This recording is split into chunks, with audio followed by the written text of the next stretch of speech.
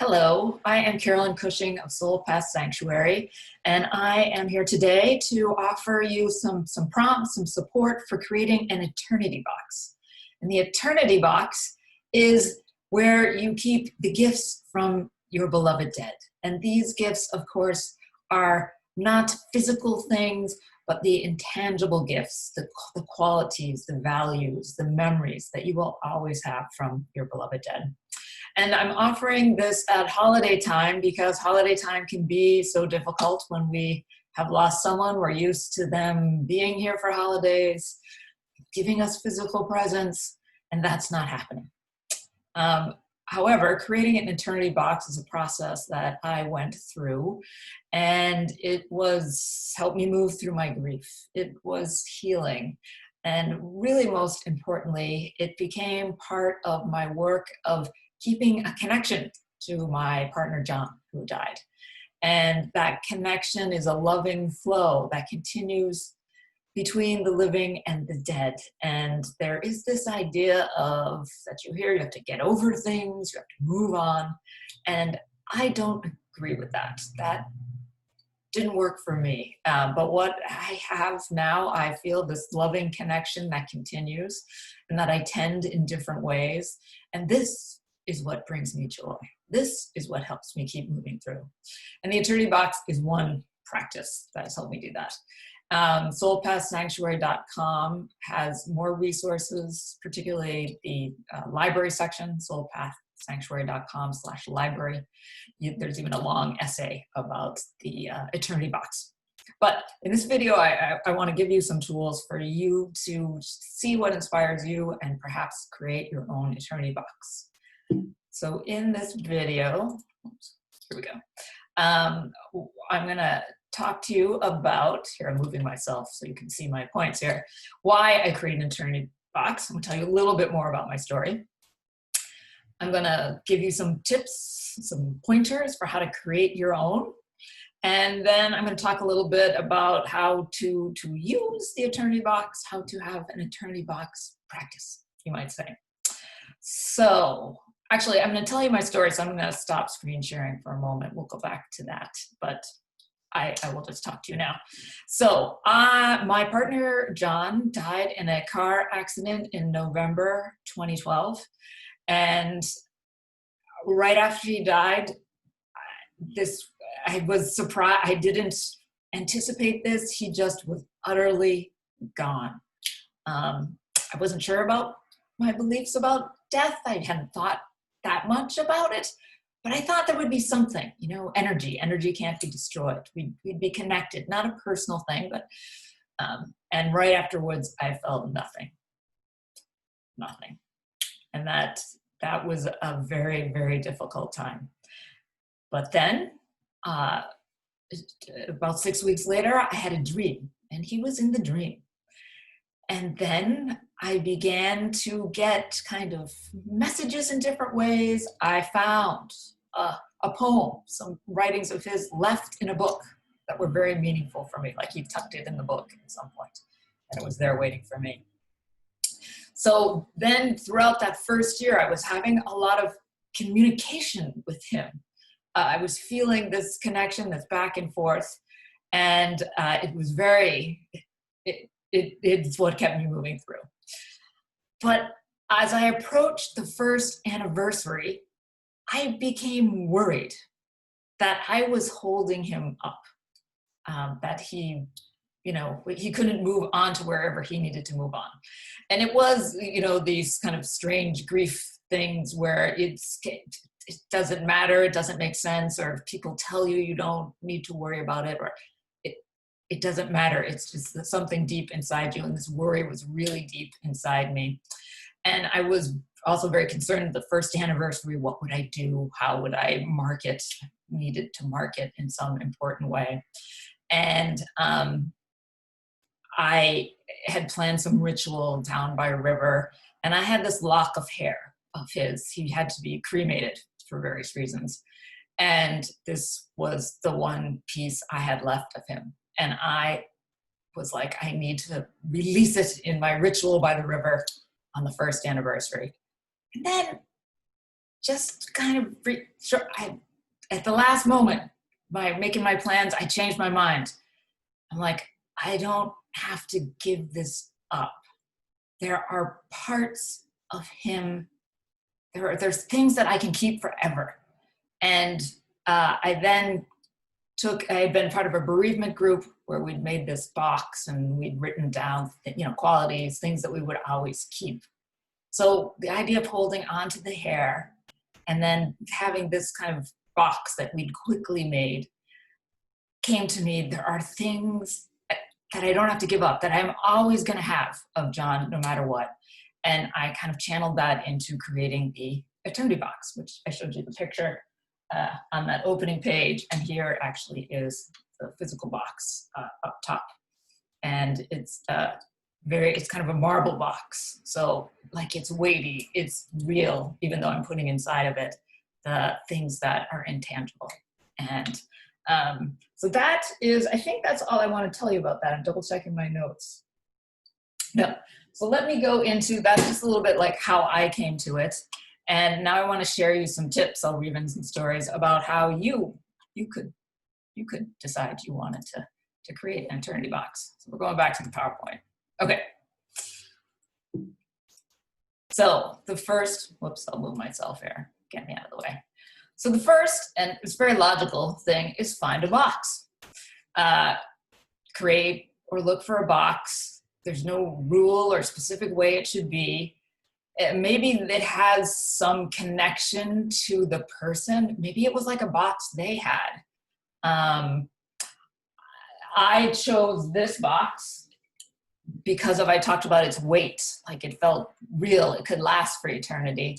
It also has a tree and birds on it.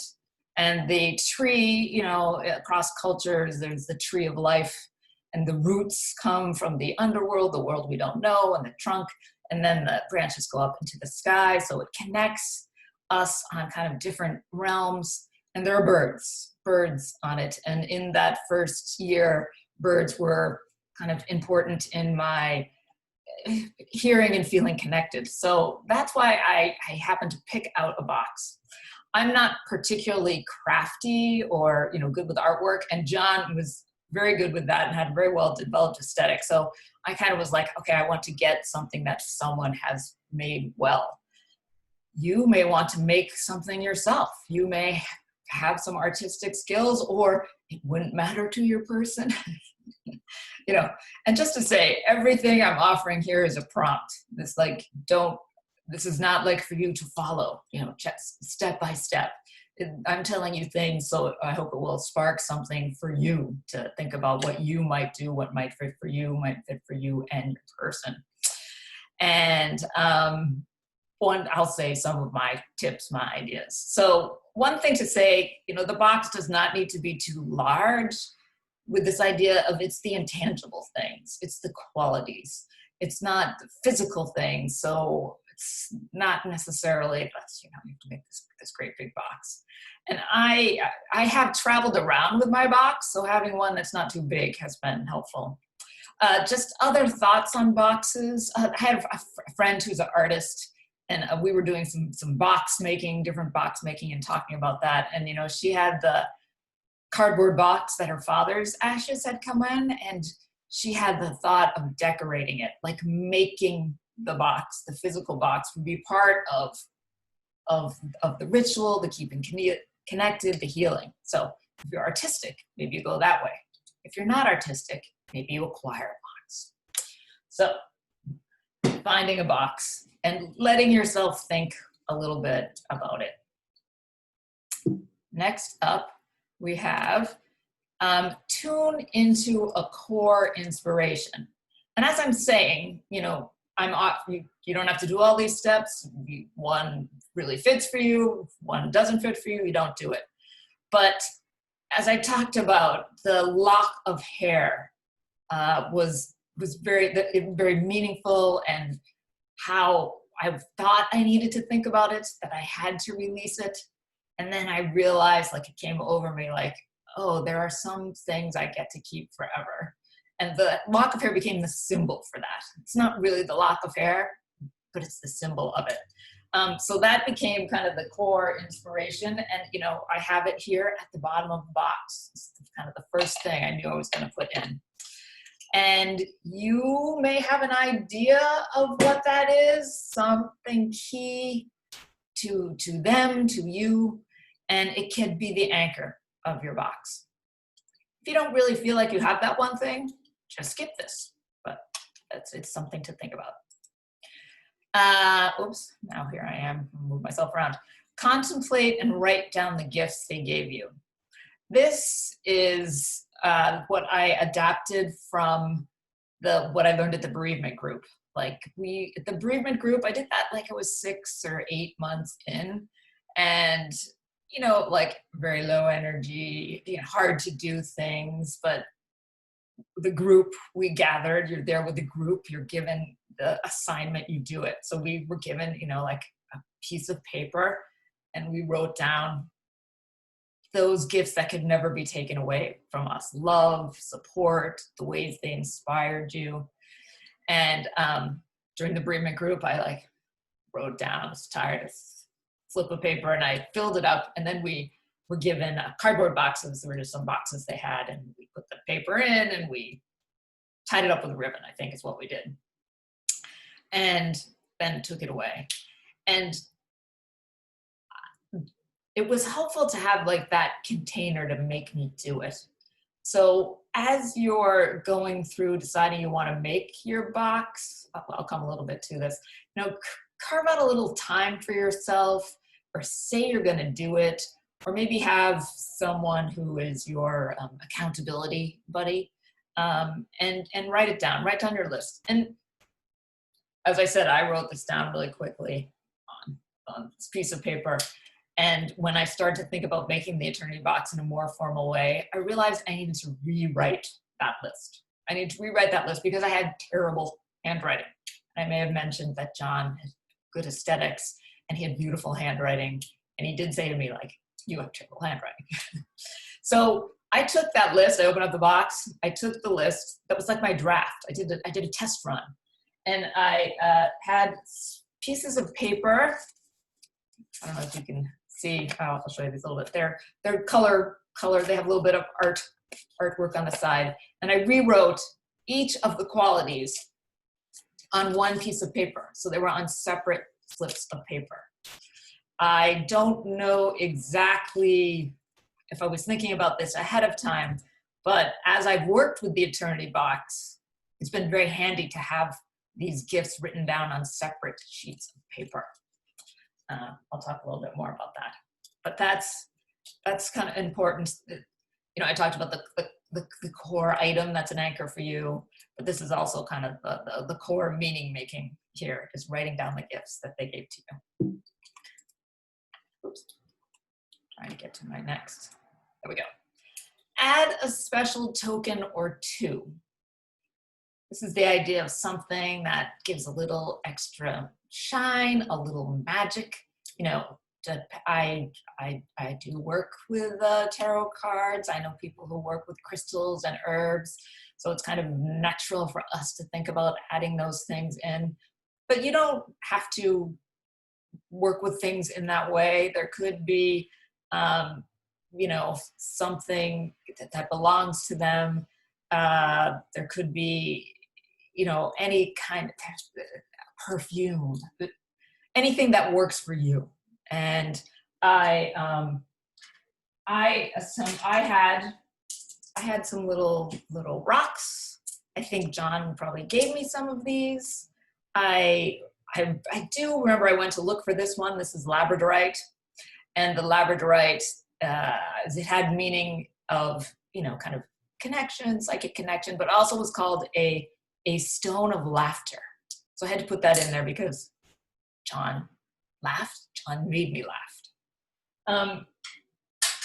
The box could also be a place where you put a wedding ring or a partnership bracelet. You know, what we do with those items can be really, you know, kind of difficult to figure out, can be a process. I had the hair, and I had some other items. The letter that I found in the pages of the book went in there. I did not put in my partnership bracelet. I still have it. I still wear it. I switched which hand I wear it on. I used to wear it on the right hand, which, it is my dominant hand. So I switched it to the left side, which, that the right is the dominant, the left is more your receptive, maybe tunes you more into intuition. Depending on what you're feeling or what happened and how other relationships are developing, this is a good place it's a potential place to put this kind of thing, because whatever partnership you had or marriage you had with that person in life, there's the connection that's always going to continue. And the memory, the reality of what was, will always continue. So it's potentially a place for that. Okay, and yes, set aside time and space to create the box. This is once again like this, I showed my first version of this essay to someone who was like, oh, that sounds great. I'm not, she wasn't sure she was ready to do it, or it seemed like it would be a lot of work, which led me to think of like, oh, because I kind of had a draft version first. Like, you should certainly feel free to mess around a little bit and kind of create a template, a prototype. But once you go to create yours, which I created mine on the anniversary, the first anniversary of John's death, and it was part of a day of ritual, and I had different plans. In the morning, I released the pain that I had experienced. Then I went home and I created the Eternity Box. This was kind of focused on John. And I believe I sat down lit a candle. I probably meditated a little while. And then I began to gather the pieces. And if you do ritual, then okay, that will feel natural. You just do that ritual. If you aren't a ritual person, it's more just about creating space. Like, okay, put it on your calendar or decide a particular day or time to make it. And I decided to do this because the holidays were upon us, and I know it can be difficult times. Maybe this is an activity you can do on the holiday that will help you with the holiday. Or maybe you do it a little bit before so that you can look at it on the holiday. As I say, creating it on the first anniversary of the death is what I did. Could be the second anniversary. You could start it on the first and finish it on the second. A birthday, some other day is also appropriate. All right. So now I'm moving along to using the Eternity Box. And I just created it. I didn't really think about, I'm moving myself up here. It's funny. I didn't think about how I would use it. And I created it November 3rd, 2013. And so, that's close to the holidays. Christmas came around, and the first Christmas, which, was just like a month and a half after he had died, was just awful. Like, I was so sad. But I knew I would be that way. So I didn't try and be happy. I didn't try and go out and be festive. I just accepted that was what it was going to be. And then I did something to take care of myself. I did meet up with people. The first, Christmas, solstice Christmas, was very difficult. And then I had the first anniversary of John's death. I made the Eternity Box. Christmas comes around again. So we actually really celebrated the solstice, but Christmas, when we first met, Christmas was a big deal for John. So that Christmas came around, and I got up in the morning. I wasn't planning this, and I went just to meditate, and I had the Eternity Box there, and I looked at it, and I'm like, I can open the Eternity Box on this Christmas morning, and I felt, you know, just that bittersweet, but like happiness. I felt connection. And I had a few different things in the box. You know, I talked about, I had written down the gifts on the pieces of paper. So I like took them out and I read them, each one of them. And I had put the writing I had found from him in there. I took it out and read it, and it made me happy. I also, we had this practice of writing down kind of wishes, goals for the new year, for the coming year on New Year's. And I had some of those cards, so I had them in there. And I kept them. And I read those, I played with those. And that was such a different experience than the first year. So that's what I do. I also, on the anniversary, I take the box, I work with the box, and because they're written on slips of paper, and as I mentioned, I do work with tarot and oracle decks, so cards. So I have here almost like a little oracle, the way, you know, John in particular could speak with me. So on anniversaries, or when I, you know, open up the box, I'll often pull one of the cards, like I'm looking for a message, or I have different kinds, I'll pull one. And this is a picture here on the left of, this was some ritual I was doing, 2019, yeah, or maybe it was 2018. But you see, I have here a picture of John, you know, and this is a little desk toy he had. So, you know, not everything has to be serious. That's there, we have this. And I pulled a card. I pulled this card by chance, you know, to be a more complete partner to Carolyn. So as to make our relationship even greater. It's something he wrote down one year. So I pulled that out by chance. So, and you could, of course, combine this if you work with tarot or oracle cards. Sometimes I do this, you know, I like have one of these little cards and pull a tarot card as well. So that is using the Eternity Box and the kind of practice that you can have.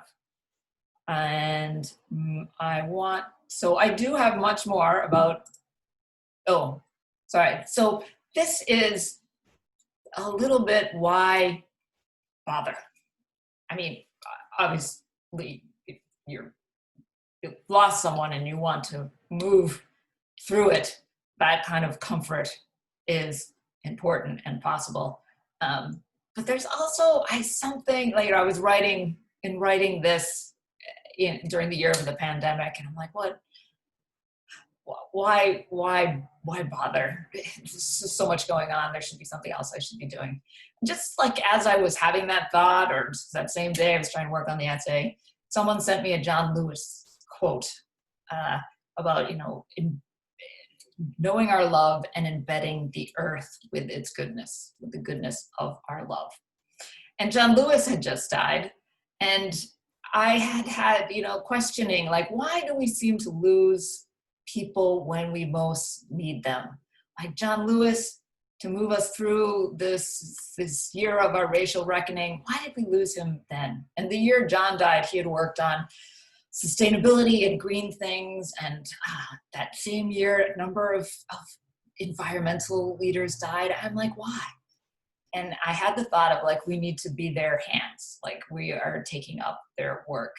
And I think I agree, still have that thought.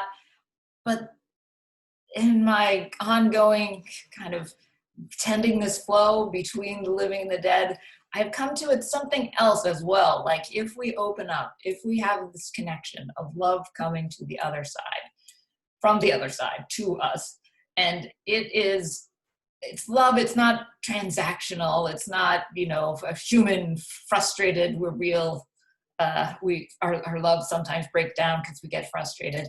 But it's this kind of love coming from the other side, that it can be the energy we need. It can open us up to new thinking for these times we're in that are so difficult. So I I think there's a possibility that, you know, our tending to our beloved dead is helping that love to flow. And as John Lewis said, it's embedding the earth with its goodness to help improve things here on earth. And I picked this picture because I love how John's head just seems on fire with love. All right, so that is pretty much, this is just a little quick video. I have written a much longer essay. Yes, here it is. I've written, it's a longer part of my story, more of the backstory, and it's a story and poems, and I review all of the how-tos about creating the Eternity Box. And you can find it at soulpathsanctuary.com/library. I also have on the whole site and on that page some other resources about keeping up the loving flow between the living and the dead. And I hope this offers you something that you can take and make your own to move through the holiday season. If you've lost someone recently, if you're working with that grief and sadness, I hope it would support you to move through that. And also to hold us all to create more of that flow between the worlds that can help us across. It's recent that we have gotten disconnected from our ancestors, from our beloved dead, and they're there. They're waiting for us to connect with them, has been my experience. That's what I can say. So thank you very much. I wish you peace. I wish us all peace and safety in this coming season, where we maybe won't be seeing as many of our living relations. So maybe we'll have a little more time for our beloved dead and our ancestors. All right, be well.